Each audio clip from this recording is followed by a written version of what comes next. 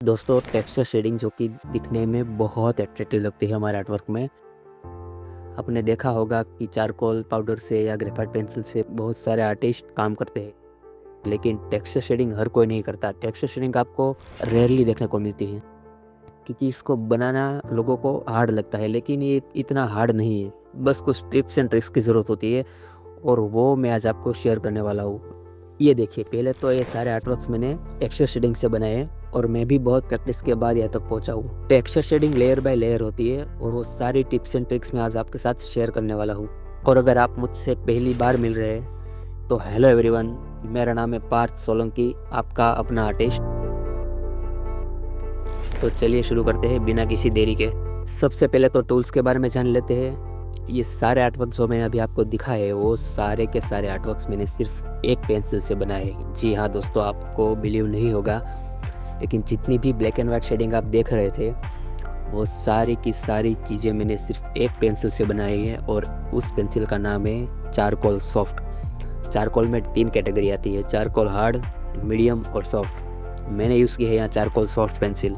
और इरेज़र सिर्फ एक वो है नीडेबल इरेज़र, उसके बारे में मैं भी आपको बताऊंगा कि उसका क्या यूज़ होने वाला है। इस पेंसिल को उतना ज़्यादा शार्प आप नहीं कर सकते जैसे कि बाकी की हम ग्रेफाइट पेंसिल को शार्प करते हैं कटर से, ऐसे नहीं कर सकते। इसको सिर्फ शार्पनर से ही शार्प करनी है हमें। और ये सॉफ्ट है, मतलब इसके ऊपर ज़रा सा भी ज़्यादा अगर प्रेशर आया तो इसकी लिड टूट सकती है। ओके, सो पेंसिल को पास में हम तब पकड़ते हैं जब हमें कोई डिटेल ऐड करनी हो, लेकिन टेक्सचर शेडिंग के लिए हमें पेंसिल को ऐसे दूर से पकड़ना है, लीड के एकदम दूर से पकड़ना है और पेंसिल के ऊपर बिल्कुल भी प्रेशर नहीं डालना है आपको। पेंसिल को ऐसे दूर से पकड़ो और उसको लाइन बाय लाइन हमें लेयर बनाना है। तो लेयर की शुरुआत हम करते हैं। सबसे पहले तो ये वर्टिकल लाइन से इस तरह से बनाइए। पेंसिल पे बिल्कुल भी प्रेशर नहीं आना चाहिए, ऐसा लगना चाहिए जैसे पेंसिल को हमने सिर्फ पकड़ा है, बस कहने के लिए पकड़ा है, बाकी प्रेशर नहीं डालना है हमें। सारी लाइंस को पास पास बनाना है। 2 लाइंस के बीच में बिल्कुल भी गैप नहीं रहना चाहिए। अगर गैप रह भी जाता है तो आप वापस वहाँ पे लाइन बना के उस गैप को फिल कर दीजिए। जहाँ आपको शेडिंग करनी है वहाँ पे इस तरह से लाइंस बना लीजिए, वर्टिकल लाइंस एकदम। जैसे ही सारी वर्टिकल लाइंस खत्म हुई, इसका मतलब है कि आपने पहला लेयर कंप्लीट किया। अब दूसरे लेयर के लिए आपको हॉरिजॉन्टल लाइन बनानी है, यानी कि उसके 90 डिग्री पे, या फिर एंगुलर में आप बना सकते हैं, लेकिन हम बनाते हैं 90 डिग्री पे। कुछ इस तरह से धीरे धीरे करके हमें सारी लाइंस एक दूसरे के ऊपर बनानी है। बस 2 लाइंस के बीच में गैप बिल्कुल भी नहीं रहना चाहिए। फिर आप एंगुलर लाइन बनाइए। ऐसा करके एक के ऊपर एक लेयर आप चढ़ाते जाइए। आपको जितनी ज़्यादा डार्कनेस चाहिए उतने लेयर आपको लगाने होंगे। पेंसिल पे बिना प्रेशर दिए आप लेयर पे लेयर लगाते जाइए। और अगर आपको ज़्यादा डार्कनेस चाहिए तो पेंसिल के ऊपर बस नॉर्मल सा प्रेशर आपको लगाना है, नॉर्मल सा, एकदम नॉर्मल सा प्रेशर। अब आपने देखा होगा कि जैसे हम लेयर पे लेयर लगाते गए, बीच में बहुत सारे ब्लैक धब्बे दिखेंगे हमें, ब्लैक डॉट्स हमें बहुत सारे दिखेंगे जो कि दिखने में बहुत गंदे लगते हैं। अब इस चीज़ को हमें फिक्स करना है। देखिए, टेक्सचर जनरेट करने की सिर्फ यही मेथड थी, लेकिन इस मेन चीज़ अब ये है कि इस टेक्सचर को फिक्स कैसे किया जाए। इसको फिक्स करने के लिए हमें चाहिए ये वाला इरेज़र जो कि है नीडेबल इरेज़र, एकदम फ्लेक्सिबल। आजकल ये हर आर्टिस्ट यूज़ करते हैं, हर आर्टिस्ट। इससे आप पहले तो छोटी सी नॉब बना लीजिए और फिर आपको जहाँ पे भी काले धब्बे दिखे वहाँ पे टैप मेथड में यूज़ करना है। इस इरेज़र को भूल से भी स्वाइप नहीं करना है हमें, एकदम टैप मेथड, और बहुत ही प्यार से टैप करना है। जैसे अपनी प्रेमिका से प्यार करते हैं ना आप, उसको कितना प्यार से रखते हो, बस वैसे ही यहाँ प्यार से टैप करना है, बिल्कुल जल्दबाजी नहीं करनी है। जिससे क्या होगा कि जहाँ पे भी वो चारकोल एक्स्ट्रा फैला हुआ है वो सारा चारकोल इस इरेज़र के ऊपर आ जाएगा।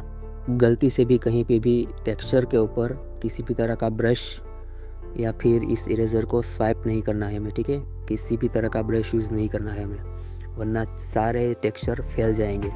बस ऐसे टैप मेथड में यूज़ करते जाओ और जहाँ भी आपको दाग लगे वहाँ पे टैप मेथड में इस इरेज़र को यूज़ करके सारे टेक्सचर को फिक्स करते जाओ। ऐसा करके हमें एक स्मूथनेस मिलेगी। और एक बार इरेज़र यूज़ करने के बाद इसके ऊपर आपको वापस पेंसिल यूज़ करनी है। अगर आपको डार्कनेस चाहिए तो आपको जितनी ज़्यादा डार्कनेस चाहिए उतना ज़्यादा लेयर लगाने पड़ेंगे। मैंने अपने कुछ आर्टवर्क्स में एक ही जगह पे 15 लेयर लगाए, तब जाके मुझे डार्कनेस मिली है। तो अगर आपको डार्कनेस चाहिए तो आपको ज़्यादा लेयर लगाने पड़ेंगे। तो चलिए इसी मेथड से हम हमारे कृष्ण भगवान जी वाले आर्टवर्क को कंटिन्यू करते हैं और उनके हाथ पे शेडिंग करते हैं। यहाँ पे मुझे जहाँ पे भी शेडिंग की ज़रूरत है वहाँ पे मैं सबसे पहले लाइंस बनाऊँगा, वर्टिकल लाइंस। उसके बाद मैं बनाऊँगा हॉरिजॉन्टल लाइंस और फिर थोड़ी क्रॉस लाइन बनाऊँगा और ऐसा करते करते मुझे जहाँ पे भी डार्कनेस की ज़रूरत पड़ेगी वहाँ पे मैं ज़्यादा लेयर लगाऊंगा।